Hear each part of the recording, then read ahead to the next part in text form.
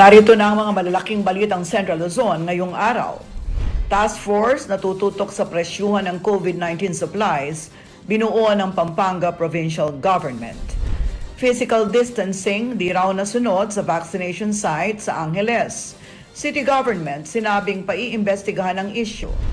Nasa 2 milyong Bulakenyo kailangan pang mabakunahan para maabot ang herd immunity sa lalawigan. At brutal na pagpatay sa isang babae na kinasasangkutan ng 5 pulis sa Nueva Ecija, kinundena.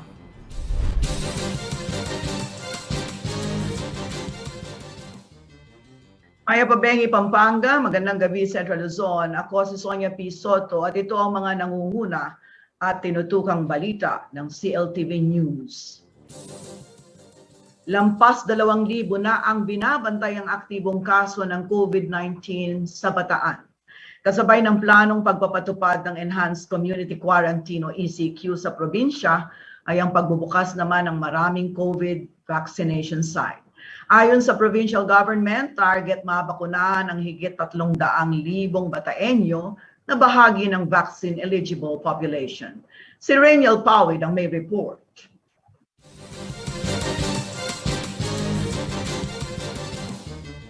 Sa napipintong pagpapatupad ng Enhanced Community Quarantine sa Bataan, sunod-sunod din ang pagbubukas ng mga COVID-19 vaccination center sa buong lalawigan.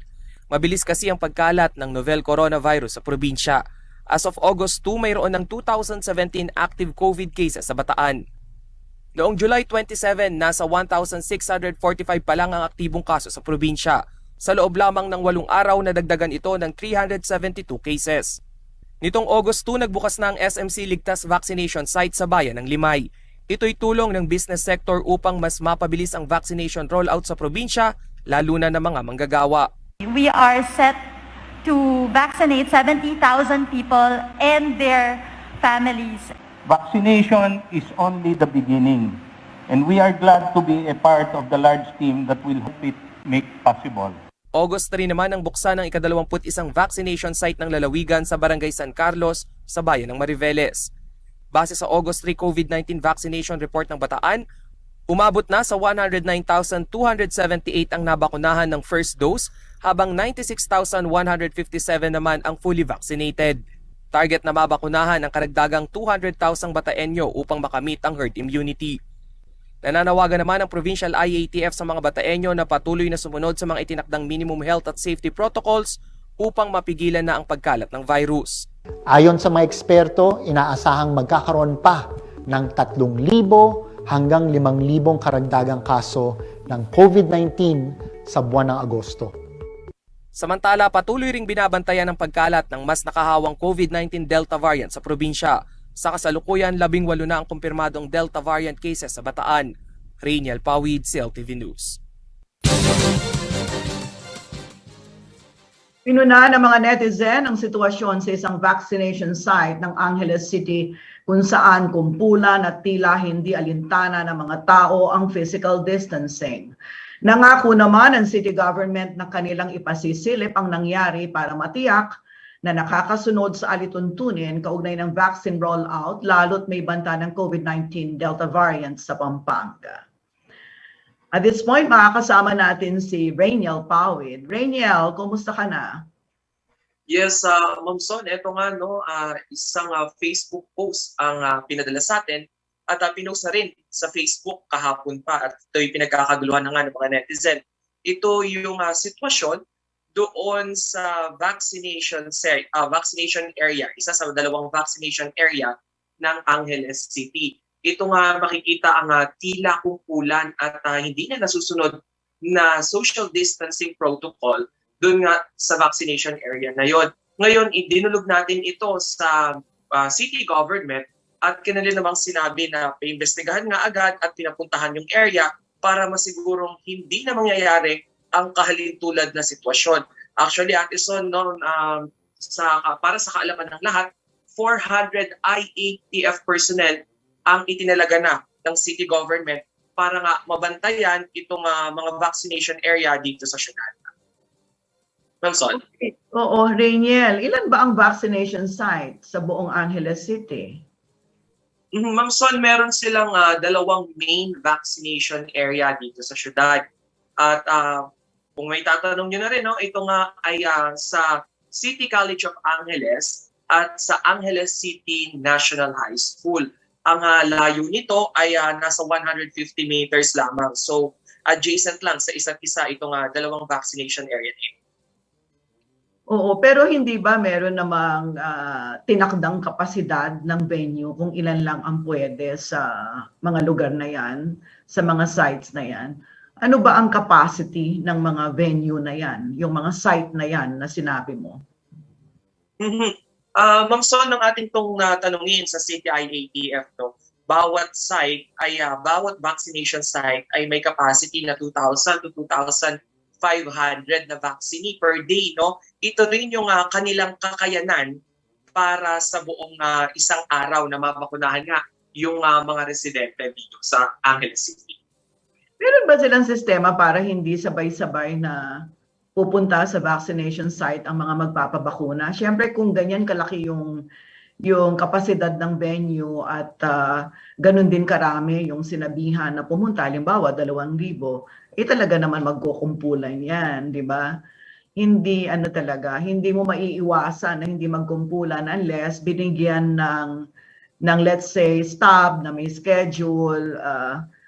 Meron ka bang naitanong mo ba sa kanila anong naging sistema nila, bakit ganoon kahaba ang pila at nawala ang physical distancing?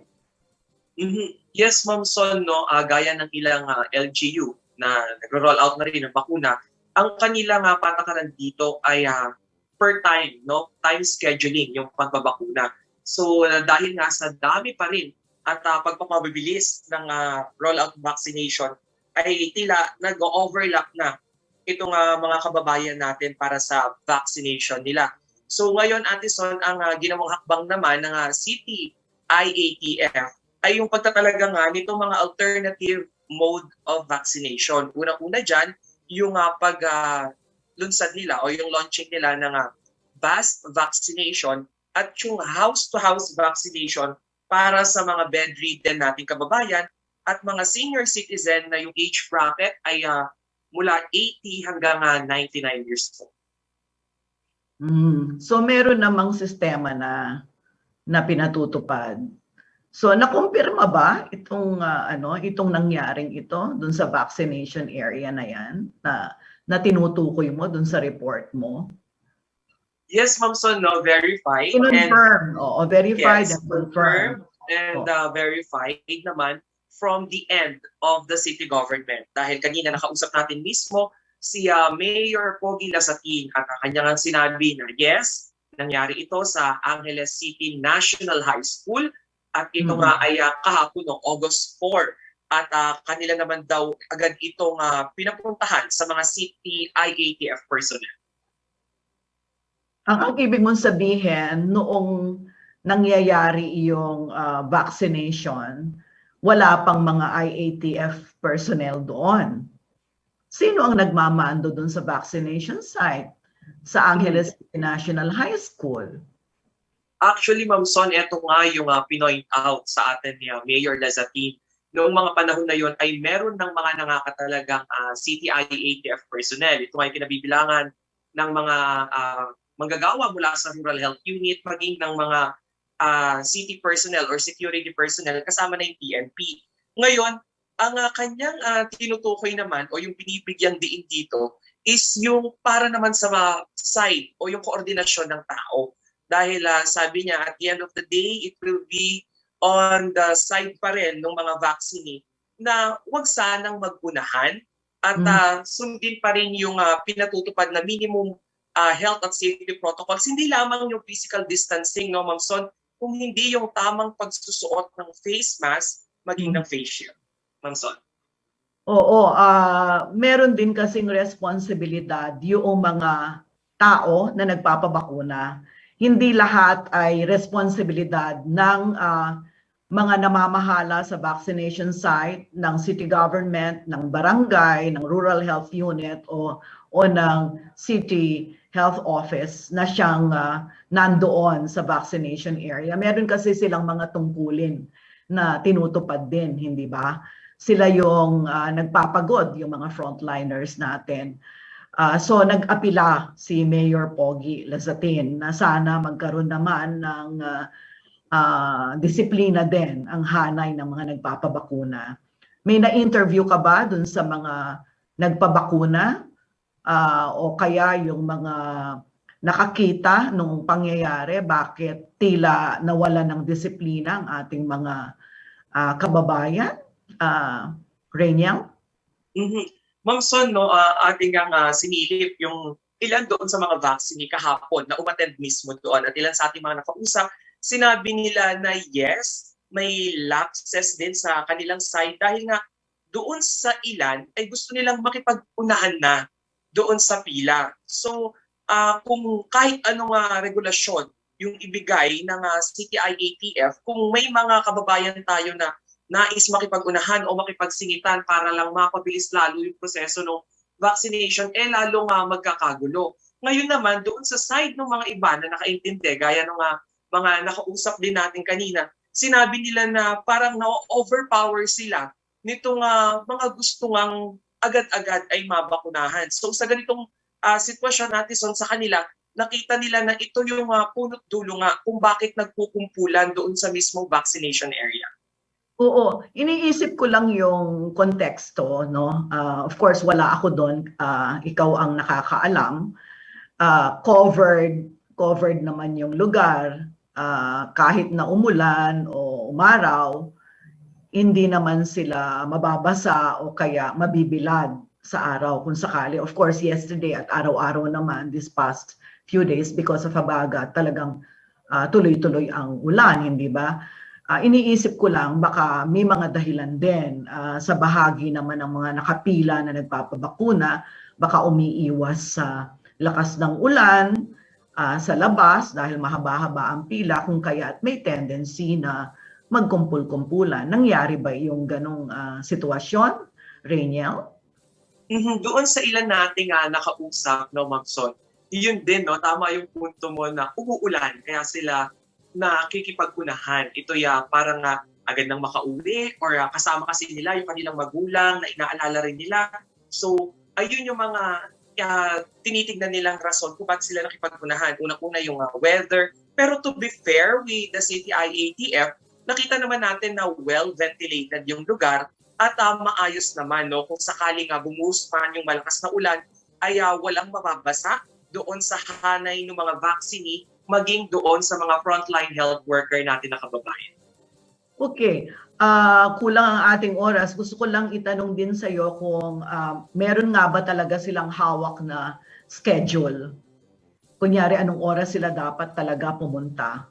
Kasi baka yung iba pumupunta, hindi pa nila oras. Halimbawa, pang PM sila, AM pa lang nandoon na. Siyempre, yung pagkakahati-hati ng bilang ng mga magpapabakuna, naapektuhan, hindi ba, yung bilang ng mga tao dun sa venue at certain hours of the day.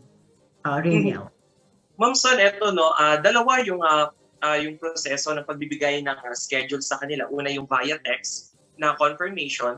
So doon pa lang ay malalaman na nila yung oras. At kung masipag-sipag yung kanilang mga RH, no, ay pinapaskill din sa bawat social media ng bawat RH kung anong oras pupunta nga yung bawat vaccine. So alimbawa ako, Ate Son, pinadalan ako na August 5, may kalakip na yon na oras na August 5, 8 a.m.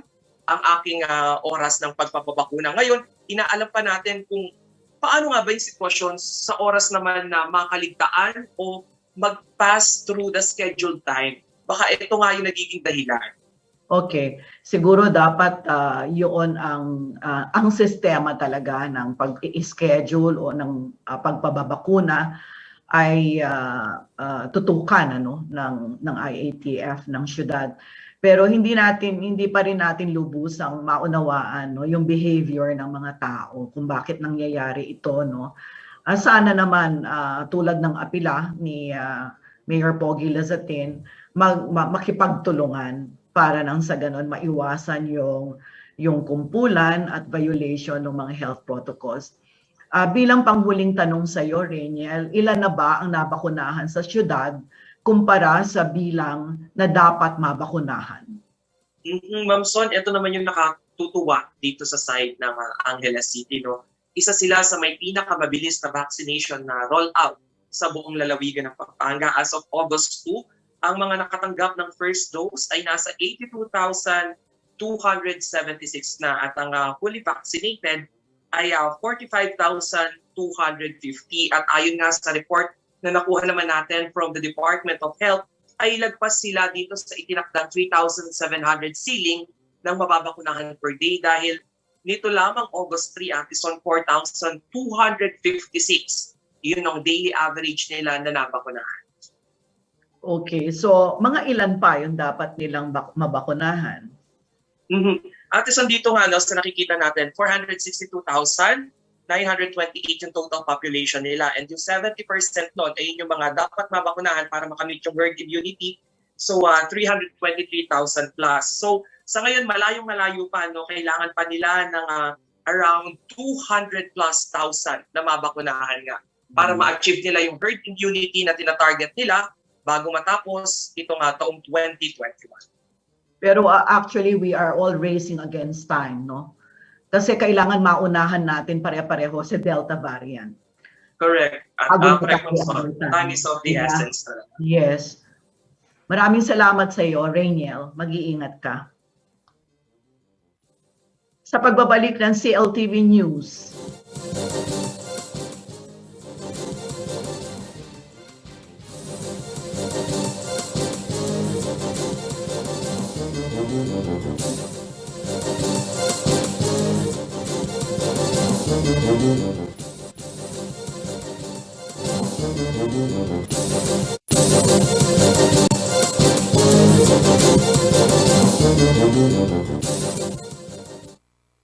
Nagbabalik ang CLTV News at sa iba pang mga nangungunang balita. Mariing kinondena ngayon ng iba't ibang grupo at personalidad ang pagdukot at pagpaslang sa isang online seller na kinasasangkutan ng 5 pulis sa Nueva Ecija. Lumalabas sa investigasyon na sinunog at ibinaon sa isang farm na pagmamay-ari pa rin ng isang pulis ang mga labi ng biktima. Narito ang report.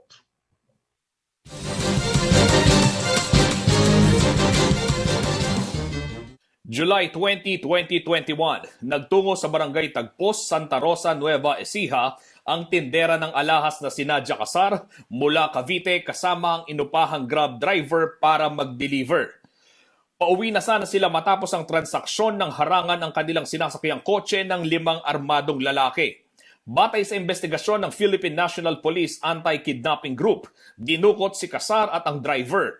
Kinuha raw sa driver ang 4,500 pesos na cash at kanyang cellphone at kalaunay pinaalis na rin. Habang si Casar, isa ng sunog na bangkay ng matagpuan ng kapulisan nitong August 1, 2021 sa isang farm sa Barangay Imelda Valley, Palayan City na pagmamay-ari pa ng isa nilang kabaro. 5 pulis at 2 sibilyan ang tinukoy ng Philippine National Police na sangkot sa karumal-dumal na krimen. Sina Police Staff Sergeant Benedict Matias Reyes ng Santa Rosa Municipal Police Station, Police Staff Sergeant June Malilin ng Palayan City Police Station, Police Corporal Julius Alcantara ng Nueva Ecija Provincial Police Office Drug Enforcement Unit, Police Master Sergeant Rowen Martin ng Cabanatuan City Police Station at Police Staff Sergeant Drex Temer Esmundo na nakadestino naman sa Cabiao Municipal Police Station. Sangkot din umano sa krimen ang 2 sibilyan na sina Franklin Macapagala at Dario Robarios. As of August 4, pinaghahanap pa ng mga otoridad ang 2 pulis na sina Martin at Esmundo at ang sibilyan na si Macapagal habang nasa kustodiya na nila ang iba pang mga suspect. Ayon kay Bangsamoro Transition Authority Member of Parliament Jamila Disimban Ramos, nakababahala raw ang karumal-dumal na pagkakapatay sa kanilang kapatid na Muslim na si Casar. Hindi raw katanggap-tanggap na sa ganito mauuwi ang marangal at payapang paghahanap buhay sa labas ng Bangsamoro Autonomous Region of Muslim Mindanao ng kanilang kababayan. Maging si dating kinatanguan ng women's sector sa ARMM Regional Assembly Samira Gutok, nagpaabot rin ng pagkondena sa krimen at nakiusap sa pamunuan ng PNP na panagutin ang mga may sala. General Eleazar, please protect the witness. Please punish yung mga naarestong internal audit ninyo or internal investigation is mandatory nga sa mga taong active daw in duty na na-identify ng witness.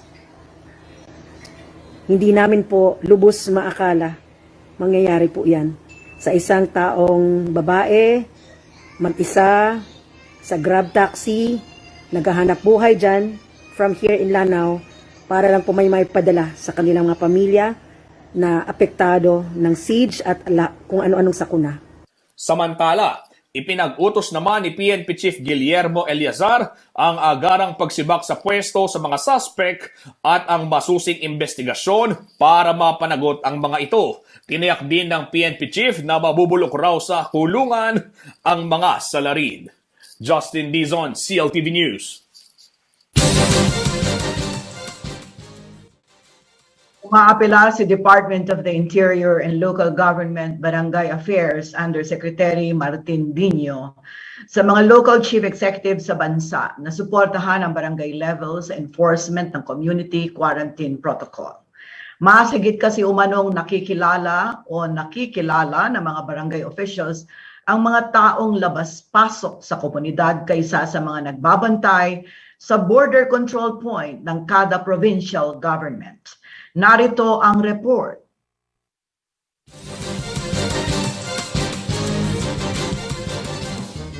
Sa pag-iikot ng CLTV News sa 10 border control point ng Pampanga na sinasabing naghigpit simula noong Agosto sa mga papasok na motorista, kapansin-pansin na walang gaanong pila ng mga sasakyan. Dito sa NLEX San Fernando Interchange, kabilang sa mga tinitingnan ay ang ID at ilang dokumento. At nang aming pulsuhan ng mga motorista kung gaano ka-epektibo na hindi malulusutan ng mga taga Maynila o labas ng Pampanga ang mga border control point, sagot nila. Tingin nyo sir kung wala kayong ID, makakalusot ba? Baka hindi po. Dapat po talaga meron. Yes po, dapat po meron. Okay lang, medyo mayroon din konti. May konting check up yung mga ano. Pero nakakalusot naman po. Oo, nakakalusot. Sa pananaw ni Department of the Interior and Local Government o DILG, Barangay Affairs Undersecretary Martin Dino, sa usapin ng enforcement ng quarantine restrictions, higit na nakalalamang ang barangay level. Yon ay dahil mas mausisa sila at pamilyar sa mga tao sa loob ng komunidad. Wala kaming problema sa data gathering dahil araw-araw may datos ang barangay. Ang problema lang talaga, hindi kami yung natatap agad.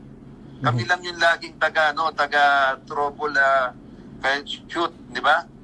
Ayon kay Yusek Dino, pati na sa contact tracing sa usapin ng sustainability, di hamak umanong lamado ang nasa barangay level dahil sila ang nakakaalam sa nagiging takbo ng buhay ng mga kabarangay, sa mga apor na kailangang lumabas at sa mga gumagala lamang sa lugar. Kamukha niyan, hindi ba nagkaroon ng contact tracer? O nag-hire tayo ng mga college graduate, asa na sila ngayon? Asa na yung mga contact tracer na hinire? Eh kung ang hinire mo, mga barangay health worker, barangay tanod, hanggang ngayon napapakinabangan mo pa. Sa aktual na papel ng barangay level sa pabalik-balik na higpit ng quarantine checkpoint, may mga additional na pangangailangan umano ang mga ito na dapat suportahan, hindi lamang ang national level, kundi pati na ang lokal na pamahalaan. Sa totoo lang, mahigit 1 taon na ang barangay dito. There are 42,047 barangay all over the Philippines. Nag-lockdown kami, ang barangay. Nakita nyo ba naka-PPE ang mga tanod? Wala po. Uniforme lang. Hindi nyo alam na madami naman tayo na tanod at saka mga barangay captain, mga barangay official. Pero nagbabantay po sa karsada 24/7. Dito sa Pampanga, kasabay ng Executive Order No. 17-2021 ng Provincial Government na nag-aatas ng reactivation ng mga quarantine control point sa kada barangay. Sinabi ni Provincial Administrator Charlie Chua na binibigyan naman umano ng allowance ang mga tatao sa checkpoint sa 19 na munisipalidad ng lalawigan. Paolo G. Santos, CLTV News.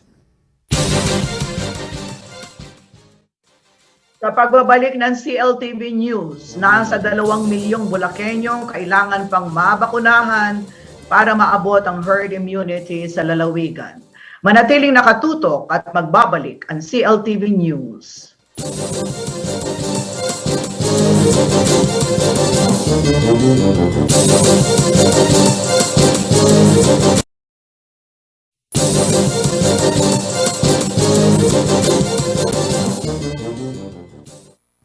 Nagbabalik ang CLTV News at sa iba pang mga nangungunang mga balita.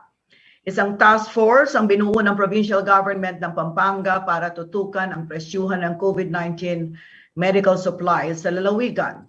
Ilan kasi sa ating mga kabalen ang nagpaabot ng sumbong kaugnay ng mataas na halaga ng mga gamot na hindi umano regulated at nirereseta sa mga critical COVID-19 patients. Sa puntong ito, makakausap natin live sa CLTV News si Board Member June Canlas ng Lalawigan ng Pampanga. Magandang gabi sa inyo, Board Member, Attorney June. Magandang gabi, kapatid na Sonia at lahat ng tagapanood ng CLTV News. Magandang gabi po sa inyo lahat. May Pabengi. Maya Pabengi. Board Member, is it safe to assume na kaya kayo nagsagawa ng hearing sa sanggunian hinggil sa overpricing dahil rampant practice na ito? Napansin lang namin doon sa mga billing statements na pinapadala sa Kapitolyo ng mga nanghihingi ng tulong, medical assistance. Napansin namin yung kataasan ng mga presyo ng mga gamot, Like for instance, yung Remdesivir, alam naman namin yung purchase price nan sa merkado, something like 3,500 pesos lang yan. But from the records, nakita namin yung presyong nakalapaloob doon sa mga billing statements ng mga hospitals.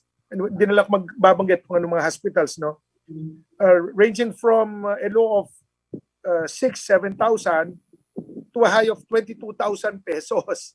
So, medyo nakakabahala, alam naman natin na sa gitna ng pandemya, dapat nagkakatulungan, This is not a time for private business na to earn unconscionable profits, Kailangan yung tama lang, something which is conscionable ika nga, especially during the pandemic. Okay. Napakaganda nung sinabi ninyo, board member, kasi sa mga panahon ngayon, walang konsensya naman ang sino man na mambibiktima ng mga biktima na. Yeah, tama yan. So, naalala nyo, nung panahon ng Pinatubo, hindi ba? Yan ang isa sa mga nilabanan natin, yung pambibiktima sa mga biktima ng Pinatubo. Ngayon naman, ito yung mga biktima ng COVID-19. Kanya kailangan ito ay itong practice na ito ay mapigilan. Board member, gusto ko malaman, ito ba'y mga ospital lamang? Wala ba mga drugstores? Kasama yan, kasi may mga gamot, halimbawa, Remdesivir, compassionate use authorization lang yan . So, hospital lang ang pwedeng mag-dispense niyan, It's not being sold in pharmacies. Pero may mga gamot na nabibili naman sa mga pharmacies na kailangan din i-regulate natin yung presyo. Kasi ginagamit yun na mga medisina, Like for instance, mga antibiotics natin, vitamins yan, yung vitamin C with zinc, PPE, alcohol. Yan mga karaniwang gamot at kagamitan na kailangan natin siguraduhin na ito ay affordable sa nakakararaming sektor ng ating lipunan. Kasi nga naman, everybody is at risk. The more vulnerable sectors ng society natin, may obligasyon ng pamahalaan na sa kaparaan ng tinatakda ng batas ay kailangan proteksyonan natin sa pamamagitan ng pagsisigurado na yung mga gamot na kailangan nila kung sila'y magkakasakit, yung mga kagamitan na masisigurado natin na ligtas ang mga gumagamit at mga pasyente, yung mga pasyente natin, affordable naman. no. Mhm. So we have a law for that, no, yung Price Act Mhm. 1992, na kung saan tinatakda doon, no, na sa panahon ng kalamidad, and when there is a declaration of a state of calamity, na meron naman dahil nga mechanism doon na kung saan magkakaroon ng price ceiling, no, na kung saan magtatakda ang National Price Coordinating Council upon the recommendation of the Local Price Coordinating Council, at kapag itong mga presyo ay tinakda na, ay hindi pwedeng lumampas doon ng singil, no, ng mga private hospitals at mga butika natin. So kailangan talaga may takda yung price ceiling. Bagamat merong sinasabi na suggested retail price, no, as the term connotes, suggested lang yan. Kumbaga, it is not covered by sanctions kung sakaling ikay lumabag. No? It has to be a price wherein kapag may violation tayo, ay merong takdang kaparusahan na naghihintay sa mga nagba-violate nito. So yun po ang gusto nating maging maitakda dito sa probinsya, at yun po ay kagustuhan ng ating gobernador, ng ating mga kasama, si Vice Governor Nanay, at mga board members, no. Kaya po binuo at kinonvene na ni Governor Dennis Pineda yung local price coordinating council, ano po, at yung pong initial meeting namin ay bunga po ng direktiba ni Governor Dennis Pineda. Okay, board member, ano po ba ang komposisyon nitong local council na ito na siyang dapat na kumokontrol at Itong price of members ng na being presyo. shared by the governor, and members of which, no, may discretion po ang governor, no, kung sino ang kanyang pipiliin magbubuo ng mga miyembro nito. Okay. So hindi po ba aktibo itong local council na ito sa pagmo-monitor ng mga presyo? Minomonitor naman po, no. Katunayan nga po, alam ko meron ng pinosi sa Facebook account ng probinsya yung mga suggested retail price na mga kailangan ng gamot, no. But we went further, kaya nga po maliban dun sa suggested retail price, gusto po natin magkaroon ng price ceiling. Maitakda, no, yung hangganan ng presyo ng mga gamot, lalo na yung mga COVID medicines na kailangan natin. Especially with the expected surge, no, ng mga COVID patients with the Delta variant na nababanggit nga po. Board member, yun bang mga ospital na nakitaan ninyo ng mga billing statements kung saan napakataas nga o lampas-lampas dun sa dapat na tubo, no? Yung mga gamot na binanggit ninyo, ang kamay ba ng batas kung sa Pampanga Provincial Government tayo mag-uusap, kaya niya na abutin ang mga ospital na yan? Sino bang ano bang ahensya ng pamahalaan ang dapat pangunahin na magre-regulate at magpe-penalize kung sakaling merong mga violation ng mga ospital na yan? Ang nakatakda po sa Price Act, ang lead agency dyan, yung DOH at saka DTI, no? But we're being assisted as well by the NBI at ng CIDG. Kasama po namin sila nung sa pagpupulong at pinag-usapan nga doon, no, siyempre, ano ba yung mga tinatakda ng batas para magkaroon po sila ng legal basis for them to undertake the necessary investigation, and if the evidence and the facts so warrants, maghahain po ng mga kaukulang mga asunto na kung sino man ang mapuputunayan na mayroong probable cause, ika nga, o may sapat na ebidensya na magpapatunay na may paglabag sila sa mga alutuntunin ng batas, no. So yun po ang kaya, no, Okay. Maliban po doon, we have set Friday tomorrow para sa pagsasabit po ng mga official recommendations ang nabanggit na mga hensya, yung DOH, yung DTI, and PhilHealth at yung Provincial Health Office po namin, no? Para po sa ganun ma-establish namin ano ba yung kasalukuyang umiiral na presyuhan ng mga COVID medicines at iba pang mga equipment kagamitan na kailangan para po sa pandemyang ito, lalo na sa mga pangangailangan ng mga pasyente natin na nangko-COVID, so that next week ay magkakaroon po ng takda, no? Hinihintay lang namin yung mga kaukulang ulat. Magtatakda po ang pagkakalam ko ng pulong na pangungunahan sigurado ng ating gobernador at mga miyembro ng Local Price Stabilization Council, no?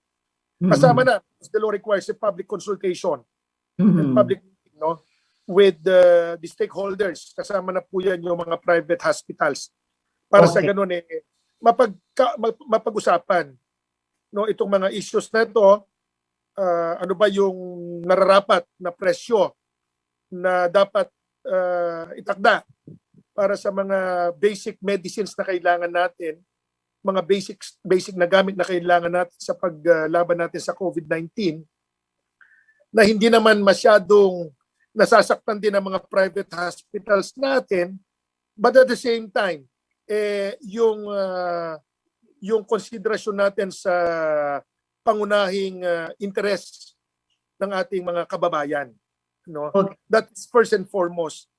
Okay. What should govern itong pag-uusap natin tungkol sa pagtatakda ng prevailing price ceiling dapat. Okay. Board member, liban dun sa pulong na ipinatawag ni Governor kung saan aalamin o uungkatin ang mga ulat, ano, kaugnay nitong mga overpricing na ito. Mayroon bang itinakda ang Vice Governor na panibago o kasunod na hearing ng sanggunian upang higit pang mapag-usapan yung iba't ibang aspeto ng problema na ito in aid of legislation? Actually, during the conduct of the meeting, tinawagan ako ni Vice Governor Nanay at napag-usapan pa namin kung ano pa yung mga legislative measures na kailangan naming pag-aralan at isampa, aprubahan dito sa sanggunian, no? Bilang pagpapatibay at the same time, no, pagsisigurado na ito ng mga kaukulang mga regulasyon ay supported by the appropriate legislative measures by way of ordinance dito sa Kapitolyo. Napag-usapan nga namin yung pagkakaroon ng emergency hotline, no? Okay. Na kung saan magkakaroon ng 24/7 ito, 24 hours, no? Na magmaman para sa ganun tatanggap ng mga reklamo at mga complaints, no, kung anuman ukol dito sa mga billings na kanilang mga nare-receive sa mga hospitals natin, at magkakaroon ng mga tao na kung saan pag may nangangailangan ng mga referrals, no, sa mga hospitals natin kapag sila'y nangangailangan ng mga kwarto na gagamitin na emergency sa mga COVID patients. As of now, alam naman natin pila na no, sa mga hospitals ng mga COVID patients natin. So we want to ensure na mga kababayan natin kahit paano, no, sa gitna ng pandemya at kung sila ay magkakasakit ay merong mga kaakibat na mga tulong na para sa ganun magpapagaan naman sa kanilang mga problema. Okay. Board member, samantalang wala pa yung hotline, saan at kanino maaring magpadala ng report o magsumbong kung kinakailangan yung mga kababayan natin na nakakaranas ng overpricing sa mga ospital at drugstores? You could, pwede nyo pong mismong ihatid sa aking opisina. Actually, naka-receive na ako ng email, no, kanina, dahil nga dun sa pinos ng Public Information Office namin about this issue nga, no. Merong nag-text sa akin na kung pwedeng malaman yung email address ko. So binigay ko naman, And nakareceive ako ng email sa kanya no, tungkol sa billing statement na sa tingin niya hindi tama. No? Okay. At merong mga kaukulang mga resibo, mga dokumento na sa tingin ko, no, in my assessment as a lawyer, talagang parang merong mga pagkakamali. We do not know yet whether those billing statements, no, those items in the billing statements were intentionally done or were a result of an oversight or unintentional. Kasi nga may mga billings doon, isipin mo, PPE o gloves, no, yung guantes, 103 pieces. No? Doon sa palang bilang add number na. Normally yung mga gloves natin, COVID patient, hindi lang naman isa ang isusuot mo, dalawa. No? Tapos yung the sheer volume of the number, no? Parang kada segundo nagpapalit. Parang mga 3 days lang yata ang nagstay sa hospital. So at a mere glance, makikita mo na parang may mali. We just don't know whether this is a result of an oversight or was it intentionally done, no? Para makasingil ng malaki. So, kung meron po kayong reklamo, no, in my capacity as a board member at tayo naman po ako po kasi nag-iisang abogado sa mga board members. So I took it upon myself, no, to receive such complaints and conduct the necessary investigation. And if the evidence so warrants, makakaasa po kayo, no, that we will assist you in finding and filing the proper remedy. Whether sa anumang agency yan o kung kinakailangan magpunta po tayo sa usgado para po mahanap natin na ang hustisya ay gagawin po natin. Sige. Maraming salamat sa inyong oras, Board Member June Canlas. Maraming salamat, kapatid na Sonia. Sa pagbabalik ng CLTV News, nasa 2 milyong Bulakenyo kailangan pang mabakunahan para maabot ang herd immunity sa lalawigan. Manatiling nakatutok at magbabalik ang CLTV News.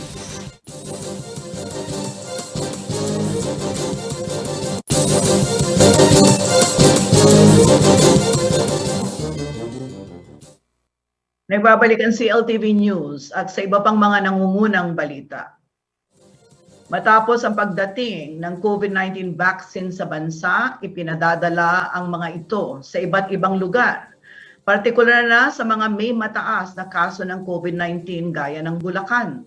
Bagamat mahigit 612,000 doses na ang nai-roll out sa lalawigan, nasa 2 milyong katao pa rin ang kailangan bakunahan upang makamit ang herd immunity. Alamin natin ang COVID-19 vaccination status sa lalawigan ng Bulacan sa ulat ni Jennifer Salenga.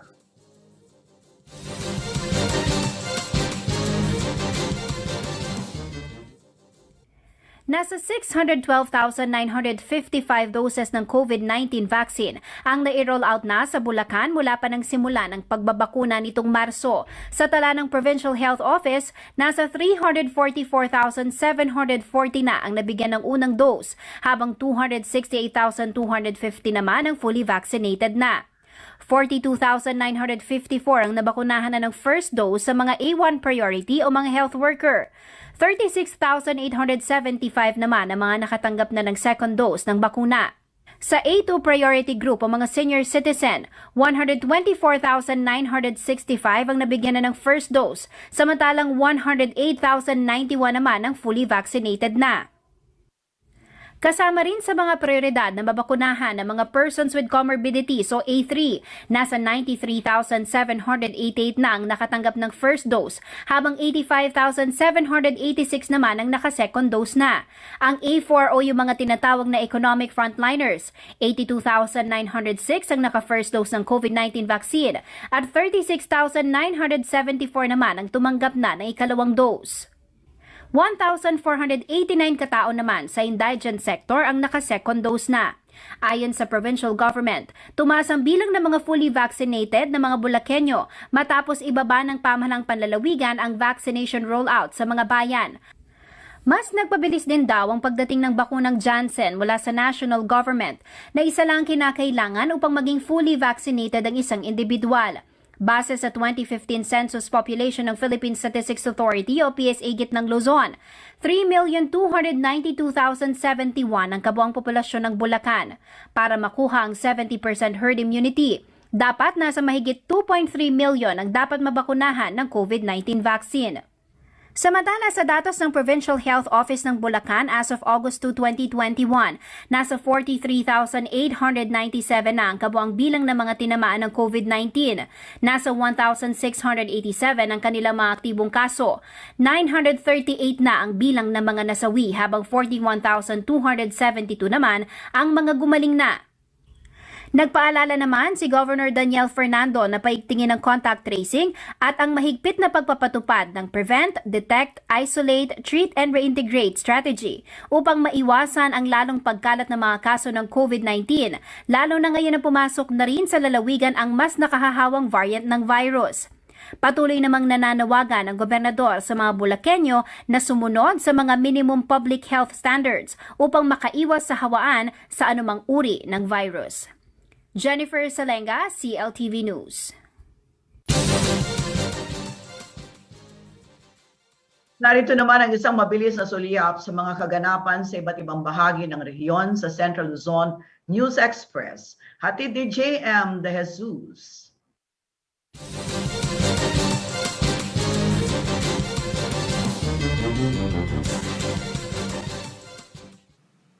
Natapos na ng Department of Public Works and Highways o DPWH Region 3 ang pagsasagawa ng mga kalsada sa bayan ng Bongabon, Gabaldon at San Leonardo sa Nueva Ecija. Kabilang dito ang 2 kilometrong daan sa bayan ng Bongabon at Gabaldon na makakatulong umano sa flood mitigation sa lugar. Higit pa rito, nakapagpatayo ang DPWH sa 2 farm-to-market project sa ilalim ng Convergence Program sa tulong ng Department of Agriculture. Ang pagpapatupad ng iba't ibang proyektong pang-infrastruktura ay tiyak na makakatulong raw sa economic growth ng probinsya. Arestado ang 7 katao sa manhunt operation sa Bulacan itong Martes, 3 ng Agosto. Ayon sa ulat ng Bulacan PNP, nahuli na sa wakas ang most wanted person na lalawigan na si Romulo Aguilar Jr. Kakasuhan ito ng paglabag sa mga sumusunod: RA 10175, Cybercrime Prevention Act, violation of RA 7610 o Anti-Child Abuse Law at rape with no bail. Nadakip din ang 6 pang individual mula sa iba't ibang lugar sa lalawigan. Ayon sa kapulisan, ang matagumpay na manhunt operation ay resulta ng pagtutulungan ng Bulacan 1st Provincial Mobile Force Company at ng tracker team ng Bulacan MPS. Higit 300 pulis ang dineploy ng pamahalaang panlalawigan ng Nueva Ecija para tumao sa mga border control points ng probinsya. Nagsasagawa na ng dry run bilang paghahanda at pagpapaalala na rin sa mga mamamayan ng activation ng mga border control points. Ayon sa pamunuan ng Nueva Ecija PNP, gagawing palitan o 2 shift ang pagbabantay sa 15 border control points. Kabilang sa mga dapat ipresenta ng mga dadaan o papasok ng Nueva Ecija ang alinman sa mga sumusunod: valid Nueva Ecija IATF issued border pass, valid IATF issued authorized persons outside residence, gayon din ang mga mayroong negative resulta ng saliva, antigen o RT-PCR test na ginawa sa loob ng 72 oras bago bumiyahe, o vaccination card kung ang individual ay nakakumpleto na ng bakuna laban sa COVID-19. Ang isasagawang activation ng Border Control Protocol ay nakapaloob sa Resolution No. 2 Series of 2021 ng Nueva Ecija, Multi-Sectoral and Anti-Agency Task Force on the Control Management of COVID-19 na ipapatupad simula ika-6 ng Agosto. Nasa 120 Army Reservists ang Central Luzon na nasa military training sa Camp Aquino. Ang mga reservists ay dadaan sa 45-day entry-level program sa tulong at gabay ng 3rd Regional Community Defense Group for Filipino Citizens na unang parte ng kanilang pagsasanay. Magkakaroon din sila ng small group of classroom instructions at mga practical exercises na makakatulong para mas maunawaan ang mga paksa na ituturo sa mga ito. Masaya namang sinulubong ni Armed Forces of the Philippines Northern Luzon Commander Lieutenant General Arnulfo Marcelo Burgos Jr. ang mga reservists na magnanais pagsilbihan ng bansa.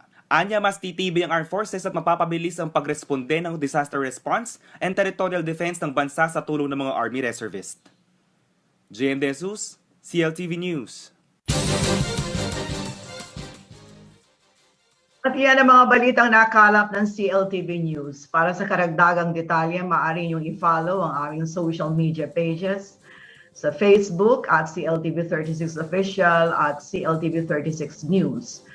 Sa Twitter naman at CLTV36, Instagram at CLTV36Official. Kung nais niyong balikan ang mga programa ng CLTV, pwede niyong bisitahin ang aming YouTube channel at CLTV36Official at ang aming website sa www.cltv36.tv. Kasama ang buong puwersa ng CLTV News and Current Affairs, ako po si Sonia P. Soto. Maraming salamat. Stay safe mga karehiyon.